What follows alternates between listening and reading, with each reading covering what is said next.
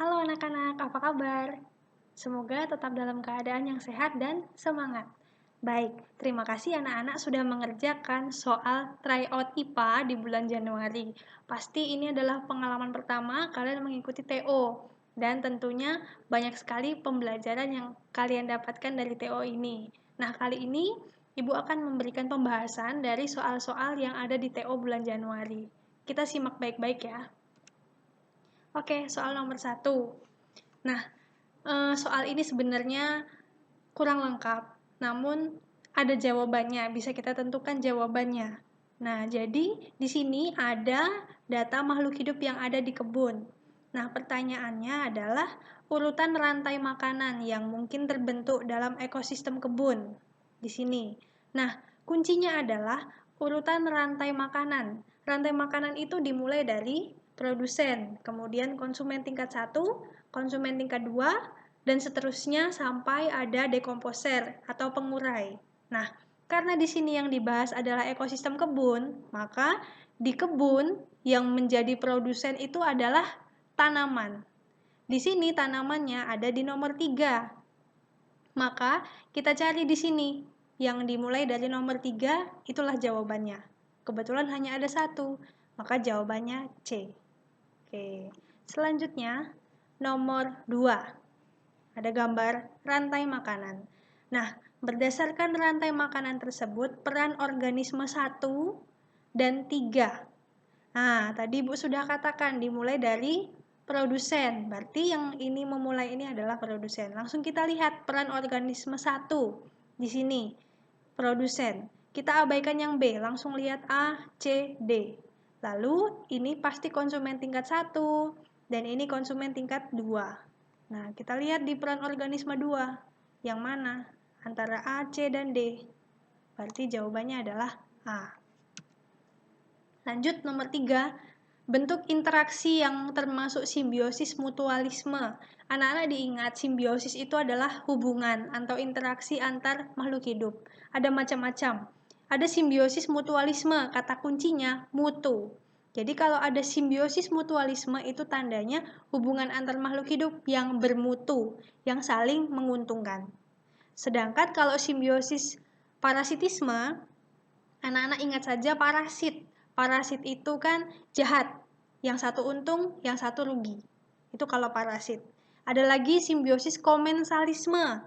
Komensalisme itu yang satu untung, yang lainnya tidak dirugikan ataupun tidak diuntungkan. Jadi biasa saja.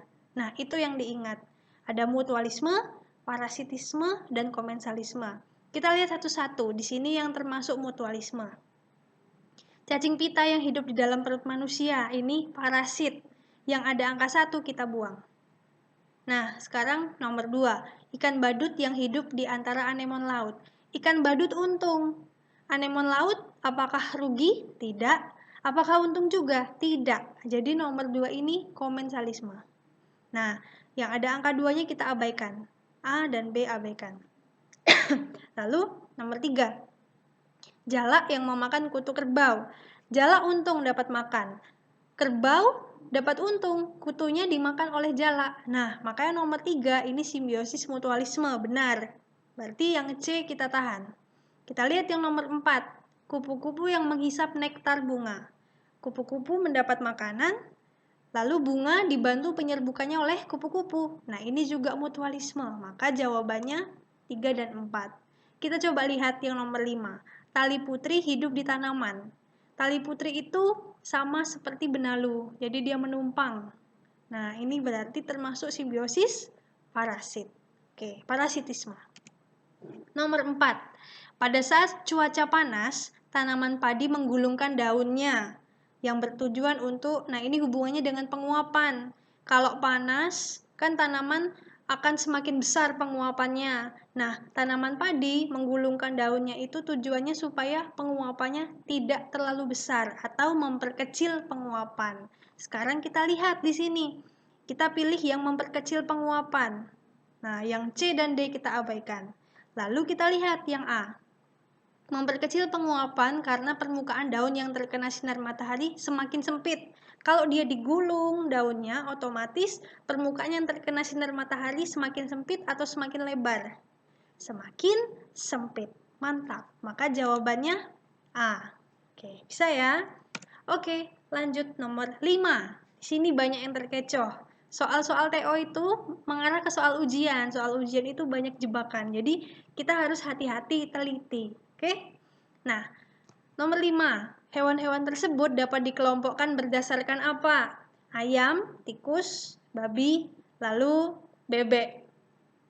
Kalau dilihat dari tempat hidup, mereka sama-sama di darat loh, Bu. Tapi, apakah tempat hidup mereka benar-benar sama? Bebek misalnya, apakah selamanya dia di darat? Sama seperti ayam, seperti tikus? Tidak. Terkadang bebek juga hidup di air kan? Nah, jadi bukan A. Cara berkembang biak. Ini bertelur, melahirkan bertelur, beda. Lalu jenis makanan. Ini omnivora ya. Lalu omnivora, iya. Lalu ini omnivora semua. Nah, maka jawabannya C. Lalu nomor 6, ada jamur dan tanaman singkong. Cara perkembangbiakan tumbuhan yang benar. Nah, jamur ini dengan spora, lalu ubi. Singkong ini dengan umbi akar. Oke. Selanjutnya nomor 7. Sampah plastik merupakan jenis sampah yang banyak dihasilkan dari kegiatan masyarakat.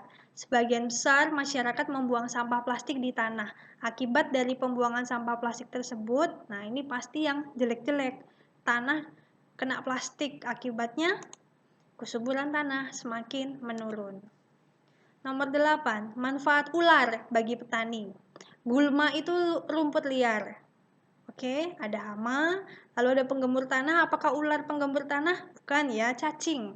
Apakah ular penyubur tanah? Nah, jadi jawabannya adalah hama, pengendali hama. Hama itu hewan, kalau gulma itu rumput. 9. Urutan daur hidup jangkrik. Jangkrik itu metamorfosis tidak sempurna. Metamorfosis tidak sempurna itu kalian ingat TNI. Telur, nimfa, lalu imago atau dewasa. Nah, jadi jawabannya adalah yang B. 10. Di sini ada organ pencernaan yang ditunjuk oleh nomor 4. Ini adalah gambar usus besar. Yang di dalam ini usus halus, yang di sini usus besar. Yang nomor 5 ini usus halus ya. Nomor 4 usus besar. Nomor 3, selanjutnya ini nomor 2 lambung, ini hati. Oke. Nomor 3 pankreas. Nah, nomor 4 tadi usus besar. Kalau mencerna makanan secara mekanik bukan usus besar. Menyerap sari makanan bukan usus besar, tapi usus halus. Nah, usus besar itu tugasnya ada membusukkan sisa makanan, lalu menyerap air, dan ya itu tadi, 2. Membusukkan sisa makanan dan menyerap air. Oke. Nomor 11. Berikut ini yang merupakan fungsi lambung yang benar. Fungsi lambung mencerna makanan secara mekanik dan kimiawi. Benar ya. Kalau menyerap air tadi sudah Ibu bilang, sisa makanan yang serap usus halus, membusukkan sisa makanan tugasnya usus besar. Maka lambung adalah yang A. Nomor 12. Urutan peredaran darah besar. Nah, anak-anak tolong diingat kalau peredaran darah besar dari jantung, kemudian ke seluruh tubuh, dan kembali lagi ke jantung. Kalau peredaran darah kecil dari jantung ke paru-paru, kemudian kembali ke jantung. Nah, karena peredaran darah besar tugasnya berat, maka kalian ingat, di sini ada bilik, ada serambi. Ini yang bilik, yang bagian bawah sini, kemudian yang atas ini adalah bagian serambi. Nah, jadi yang tugasnya untuk memompa ke seluruh tubuh itu dari bilik kiri. Nah, ini kita andaikan melihat jantung orang yang berhadapan dengan kita. Jadi, di sini kiri Ibu. Nah, jadi sebelah kirinya itu dimulai dari nomor nih. Dari nomor 2, bilik kiri nomor 2, kemudian ke seluruh tubuh 8, lalu 9 ke seluruh tubuh. Kemudian melalui 10, nanti akan masuk melalui serambi kanan nomor 4. Oke. Lanjut. bagian organ jantung yang berfungsi memompa darah ke paru-paru. Tadi kalau bilik kiri itu ke seluruh tubuh. Kalau ke paru-paru berarti satunya lagi, yaitu bilik kanan. Nanti darah dari paru-paru akan diterima oleh serambi kiri. Oke, sendi yang dapat digerakkan kedua arah. Kedua arah itu maksudnya bisa ke depan belakang, kemudian ke samping juga bisa. Itu dua arah.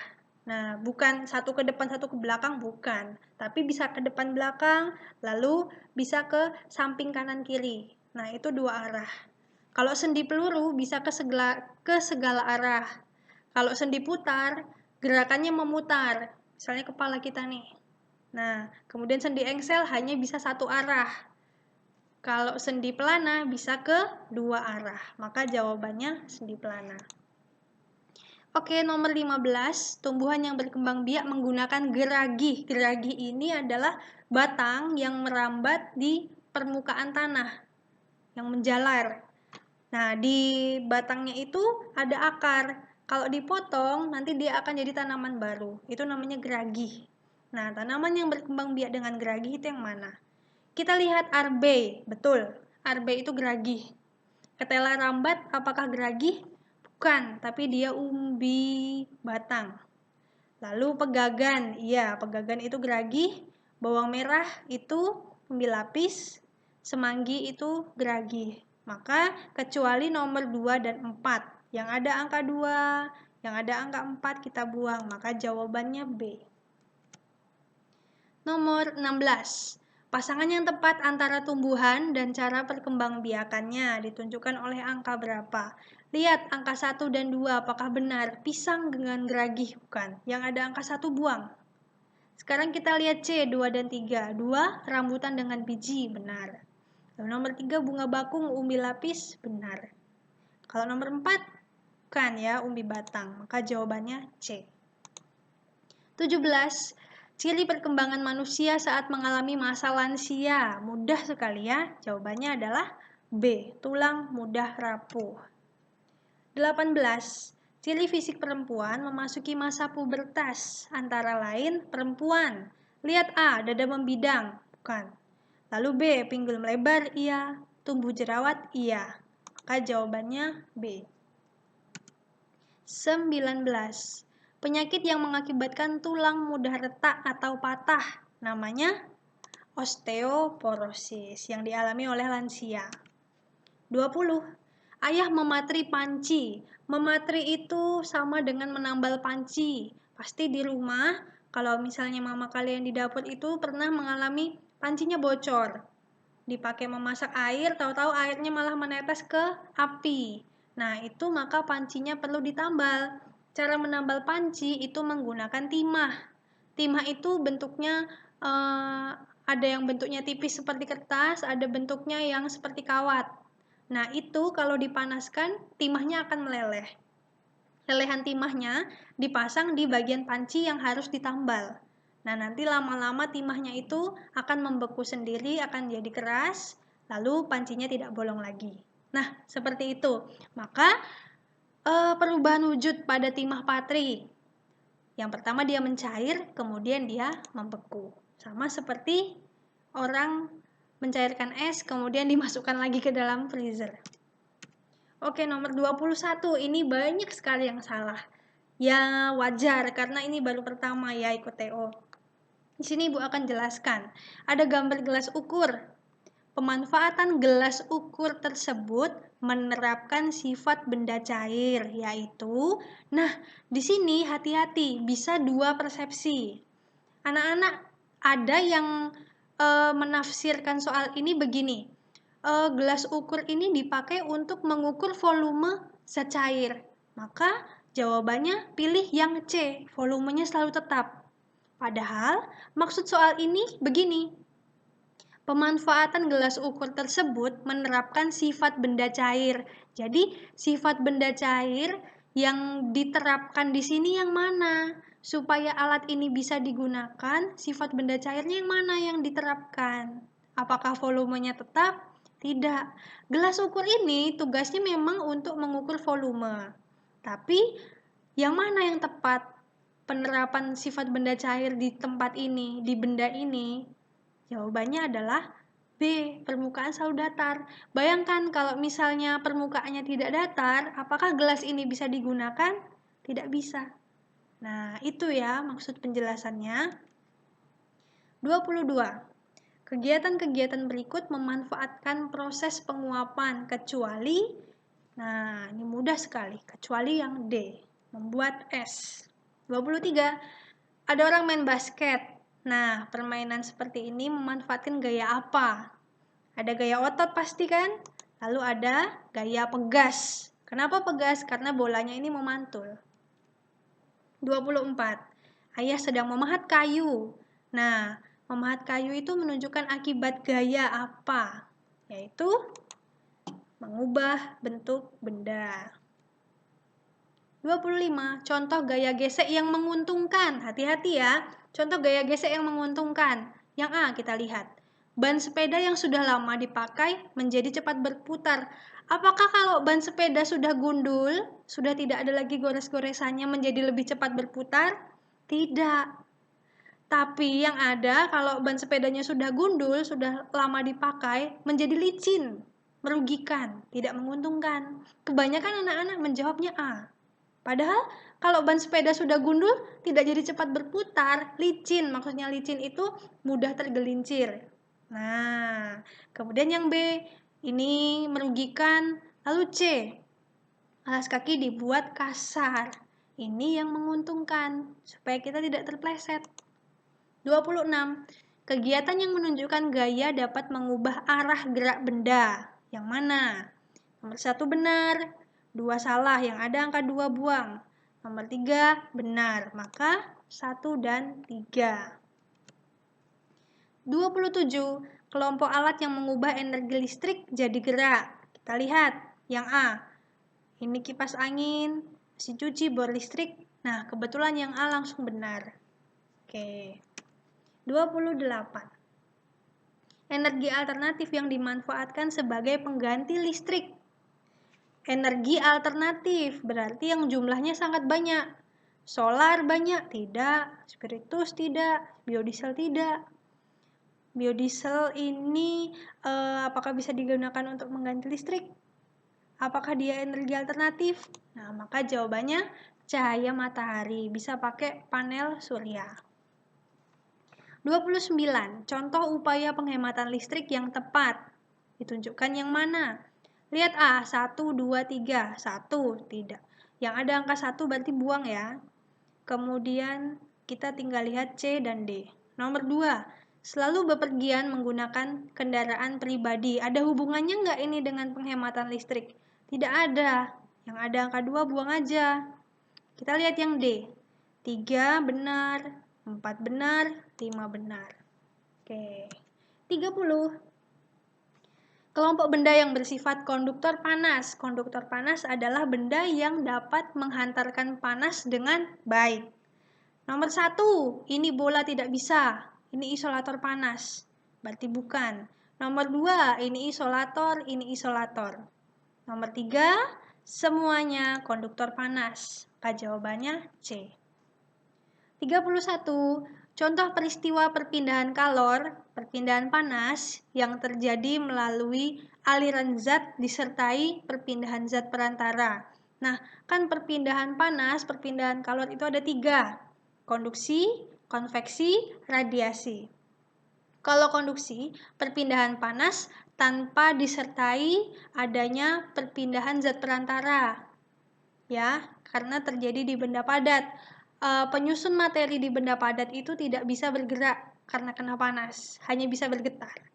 Nah, sedangkan kalau konveksi, perpindahan panas disertai perpindahan zat perantara, karena konveksi itu terjadi pada air dan gas. Jadi airnya itu yang bagian bawah sudah panas, maka akan pindah ke atas. Yang panas lagi naik, jadi semuanya akan panas.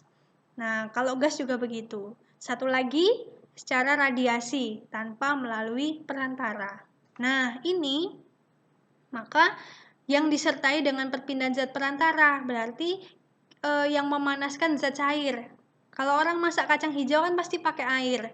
Pertamanya kacang hijau itu di bawah semua, tapi ketika panas dia akan naik.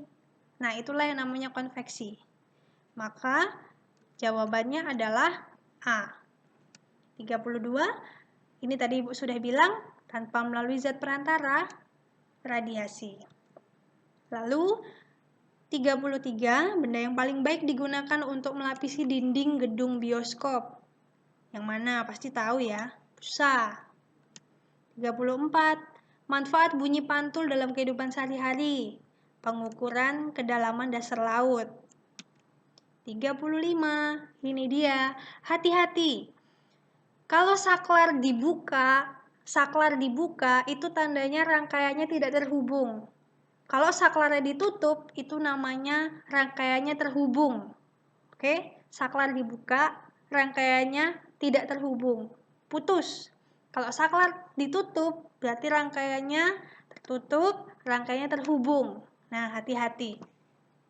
Andin mau menyalakan nomor lampunya 1, 2, 3, lainnya padam. Berarti yang ini harus terhubung, yang ini tidak terhubung. Maka jawabannya D. S1 ditutup, S2 dibuka. 36. Pemanfaatan bagian ini yang tepat, tanaman ini yang tepat. Daun untuk minyak goreng, batang untuk jembatan, iya. 37. Yang bukan penyebab perubahan lingkungan fisik pada daratan. Yang bukan. Yang mana? Rotasi bumi.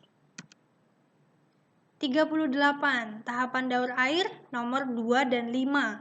2 dan 5. Ini apa? Kondensasi. Nomor 5. Infiltrasi.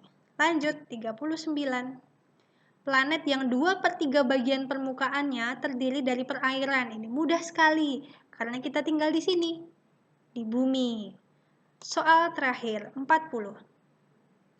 Akibat revolusi bumi adalah revolusi bumi. Bumi mengelilingi matahari. Kita lihat satu-satu. Pergantian siang dan malam. Apakah itu revolusi? Bukan, itu akibat rotasi bumi. Lalu perubahan bentuk bulan? Tidak, itu pengaruh bukan dari revolusi bumi. Lalu gerak semu tahunan matahari. Gerak semu tahunan matahari itu akibatnya apa? Di belahan bumi utara mengalami lebih banyak panas, di selatan mengalami lebih sedikit panas. Nah, seperti itu. Itulah yang kalau gerak semu harian matahari ini dialami karena ada rotasi bumi. Maka jawabannya yang C. Oke, sudah selesai pembahasan kita. Anak-anak di rumah, jangan menyerah ya, selalu belajar. Kalau masih ada yang belum jelas, silakan hubungi pribadi ke Ibu. Oke?